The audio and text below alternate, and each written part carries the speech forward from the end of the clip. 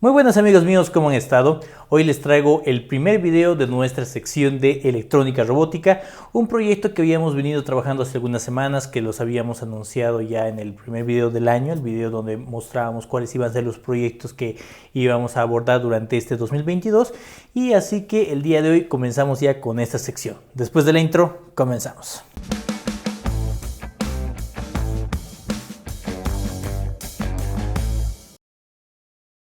El primer componente que les voy a presentar es el resistor, que es el componente que podemos ver en este momento.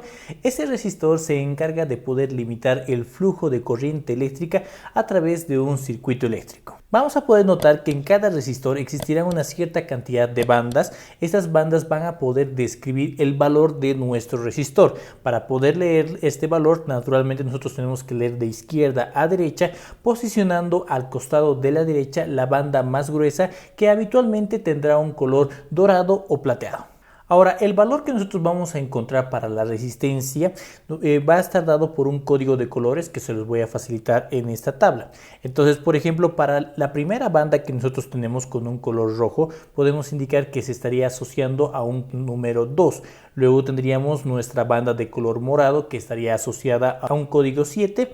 Y luego vendría la tercera banda, que esta va a ser una banda que representará un factor multiplicador, que en este caso tiene un color café que representa un código 10. Por tanto, entonces podemos decir que el valor de la resistencia que tiene este componente será de 270 ohmios. Finalmente tenemos la cuarta banda. Esta cuarta banda hará referencia a la tolerancia que tiene nuestra resistencia, teniendo en cuenta que para un color dorado estaríamos manejando un valor de tolerancia de más o menos del 5%. Existe un número finito de resistencias en el mercado y acá en esta tabla les voy a compartir las resistencias comerciales. Estas resistencias no son el único tipo que existe disponible en el mercado. Existen muchos tipos más. Entre ellos, por ejemplo, podemos ver las resistencias que tienen 5 bandas. También podemos ver las resistencias SMD, que son bastante usuales en computadoras y radios. El segundo componente que les voy a presentar es el LED, que es un acrónimo en inglés que traducido al español significa diodo emisor de luz. Estos LEDs ustedes los han visto muchas veces en su vida, particularmente en la época de Navidad, en los foquitos de Navidad, ¿no? Todos esos se encuentran fabricados con LEDs. También en la actualidad ya están empezando a implementarse su uso en luminarias debido al bajo costo energético que requieren para su funcionamiento. Como pueden observar, los LEDs tienen dos patitas. Los LEDs son componentes con polaridad, es decir, que van a tener una de sus patitas positiva y otra de sus patitas negativas. La pregunta es cómo determinar cuál es la positiva y cuál es la negativa. Podrán notar que existe un pequeño cambio de longitud entre cada una de sus patitas, siendo así que la patita más larga va a ser el lado positivo y la patita más corta será el lado negativo. Ahora, en caso de que nuestro LED tuviera las patitas cortadas y no pudiésemos llegar a determinar cuál es el lado positivo y cuál es el lado negativo, nosotros podríamos analizar los componentes que se encuentran en la parte interior. Tenemos dos componentes, un componente delgado y un componente más grueso. El componente delgado será el componente positivo o denominado también como ánodo, mientras que el componente más grueso será el componente negativo o más conocido como cátodo. Una vez que hemos entendido la polaridad de los LEDs, lo siguiente es entender cómo funcionan. Su funcionamiento es bastante sencillo. Solamente tenemos que conectar nuestro LED a una fuente de voltaje DC, que en este caso vamos a utilizar una batería de 9 voltios. Solamente hay que tener cuidado con no quemar el LED. Esto lo vamos a conseguir utilizando la resistencia. Conectamos el positivo de la batería a la resistencia, de la resistencia al ánodo del LED y del cátodo al negativo de la batería, y podemos ver que el LED se enciende.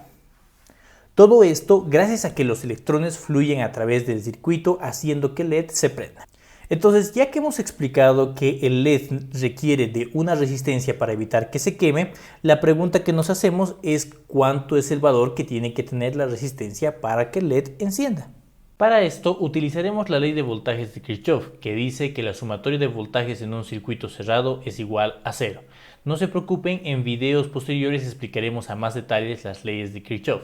Entonces, en nuestro circuito tenemos que el voltaje en la batería tiene que ser igual al voltaje en la resistencia más el voltaje en el LED. Ya conocemos el voltaje en la batería, que es de 9 voltios. El voltaje del LED es de 2 voltios, ya que el fabricante nos indica que con ese voltaje el LED amarillo trabaja. Reemplazando estos valores, la ecuación nos queda de la siguiente manera. 9 será igual a el voltaje en la resistencia más 2. Despejamos y tenemos que el voltaje en la resistencia es igual a 7. Ahora aplicamos la ley de Ohm que dice que el voltaje será igual a la corriente por la resistencia. Reemplazamos nuevamente y la expresión nos queda de la siguiente manera, que la corriente en la resistencia por la resistencia será igual a 7. Como es un LED de alta luminosidad, la corriente necesaria para encender el LED es de 20 mA. Reemplazamos, despejamos y de esta manera obtenemos el valor de la resistencia. Ahora, si observamos la tabla de valores comerciales de las resistencias, observamos que no tenemos el valor calculado, por lo que tomamos el inmediato superior, que en este caso sería 390 ohmios, y con este valor procedemos al armado físico de nuestro circuito. Para hacer funcionar el sistema nosotros vamos a utilizar este protoboard, que es simplemente un utensilio que nos va a permitir a nosotros unir nuestros circuitos de una manera rápida y sencilla. Hay que tener en cuenta que todas las ranuritas, los huequitos que se encuentran en cada una de estas líneas son puntos que van a tener el mismo potencial. Ahora lo que nosotros vamos a hacer es ir incorporando cada uno de nuestros elementos. Comenzamos entonces por el LED. En cuanto al LED, recordemos que nuestra patita más larga será la patita positiva y la más corta será la negativa. Entonces voy a poner la patita más larga en uno de esos agujeros y la patita más corta en el agujero que se encuentra en la parte superior. Vamos a introducirlos estos. Luego voy a unir la patita que se encontraba en el lado positivo mediante nuestro resistor. Entonces voy a poner la ranurita del resistor en la misma línea horizontal del positivo. De esta manera. Entonces digamos que yo lo voy a conectar por acá. Y la otra patita puede estar en cualquier otra posición. No hay ningún problema. Muy bien, una vez que nosotros hemos llegado acá, tenemos que conectar esta cadena de los positivos con el positivo de nuestra batería.